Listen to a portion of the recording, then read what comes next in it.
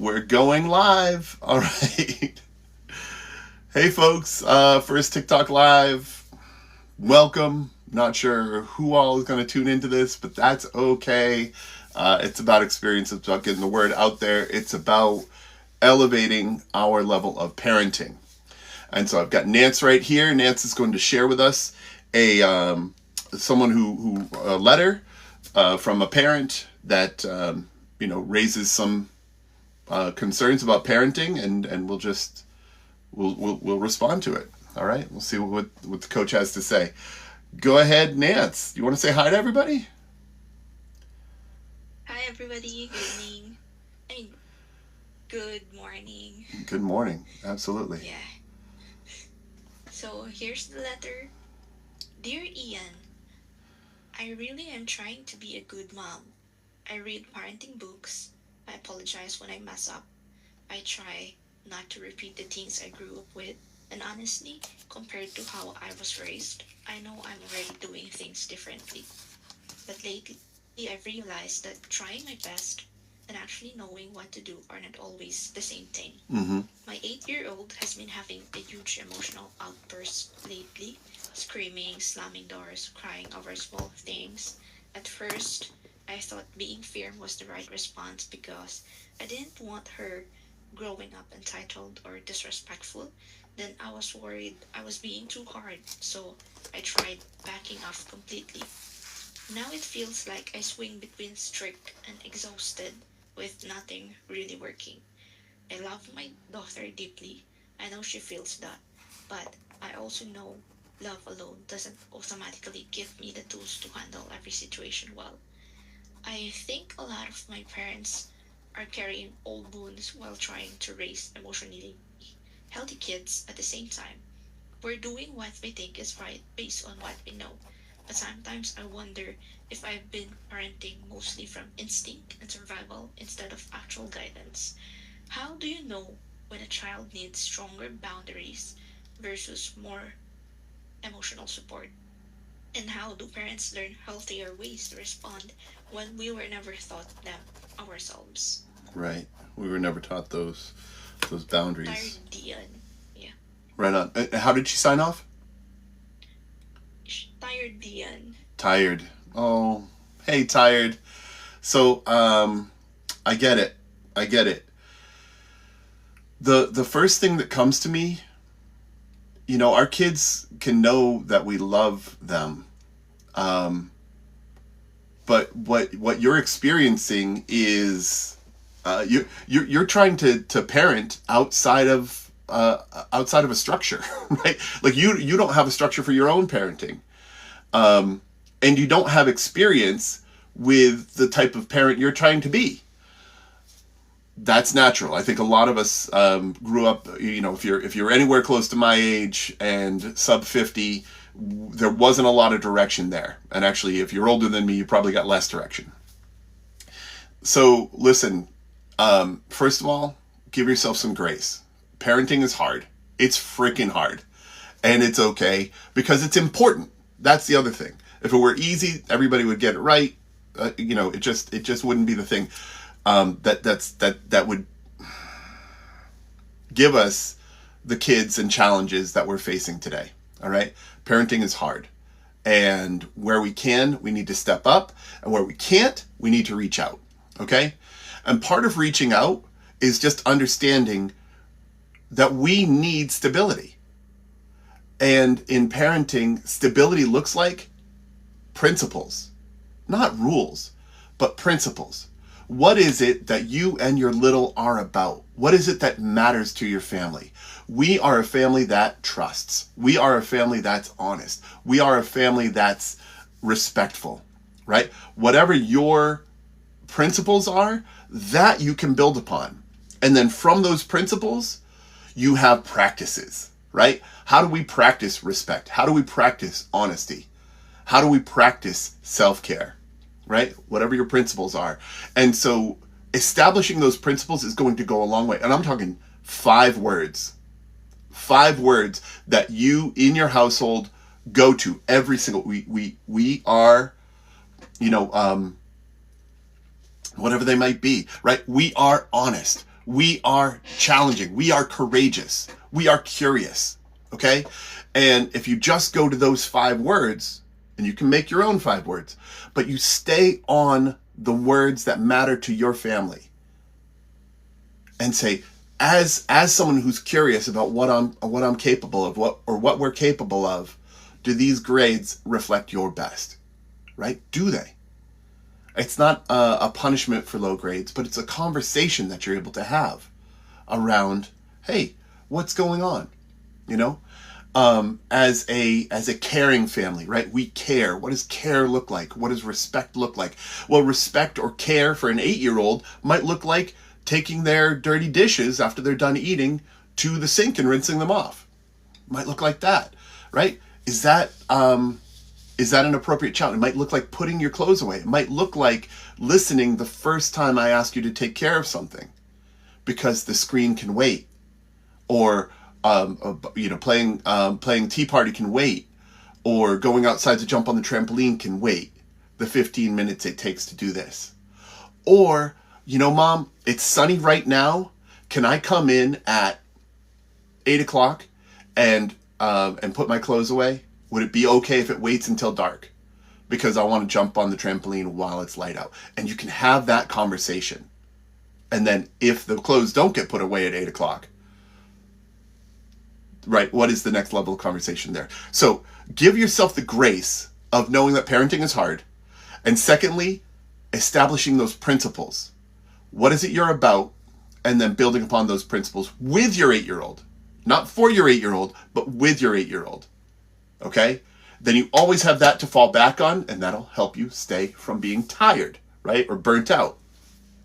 And also, part of why you're feeling burnt out is this back and forth. Am I being too hard, feeling bad about that, and then letting up on things?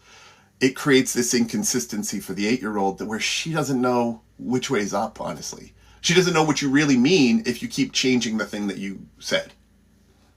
Okay? So we've got to give our 8-year-old a little bit of, space with that.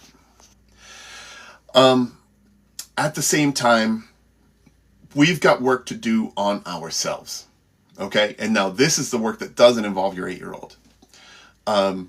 If you know that you have resentment, or you're carrying around hurt towards the way that you were parented, or if you've got unchecked trauma, unprocessed trauma, there's an opportunity for you to invest in you in healing that, right? And so that might be getting a coach. It might be talking to a therapist. It might be having a really tight-knit set of friends that you can be completely candid about what happened during your childhood, and what your parenting patterns tend to be because of that. All right. We can love our parents and still do things differently than them. And I hope you want your 8-year-old to realize that too. Right? I don't want my kids, any of them, my 11-year-old, my 9-year-old, or my 8-year-old, to grow up like me. They can do better, right? Not just better because they're going to be quantifiably better than me, but better because they're going to more authentically be themselves. And it took me a while to arrive at this place where I could authentically be myself. I want them to find that. I hope that they find that in their own time, right? And in their own ways. Anyway, the ways that we were parented will not necessarily align with who we are. And that doesn't mean we don't love our parents. Okay? So if you were raised in a household where punctuality was a principle, right? And it wasn't just a principle because you talked about principles back then. No, it was a rule. You show up on time or else, consequence, whatever. You don't speak when you're being spoken to, right? Things like that. Eye contact, right? Sit upright. Use silverware properly. Whatever the rules in your household were, they might not be rules that resonate with you, and that's okay. It's our job to understand ourselves. And in that way, we can model for the littles in our lives being themselves. right? Which is the only person there can be. Everyone else is taken. Okay? So I hope those 3 concepts really help. First of all, give yourself grace. Parenting is hard. Second of all, establish some principles with your little so that you have common language to build your family and your home dynamic from. And thirdly, look into working on yourself. If you're carrying around hurt, that's going to inadvertently affect the way that you parent. So process that hurt to the best of your ability. And I'm happy to further discuss solutions around that, right? But a coach, therapy, good friend group are really fantastic ways to start. And care practices. Hydrate, sleep, eat foods that make you feel yummy in your tummy. That's the story. All right? Thank you very much for writing in. Nance, who's next? Okay, who's next? Dear Ian, my wife and I don't fight loudly. We never have. It's more like a cold kind of conflict. Long silences, short answers, a tension in the house that doesn't have a name but fills every room. We have 2 daughters, ages 5 and 8. They've never heard us scream at each other. I used to think that meant we were protecting them. But my 8-year-old started asking questions recently, not about us directly. She asked things like whether people can stop being friends, whether you can love someone and also not want to be around them. She asked me once if our house felt different to me than it used to. I told her I didn't know what she meant. She just nodded and went back to her book.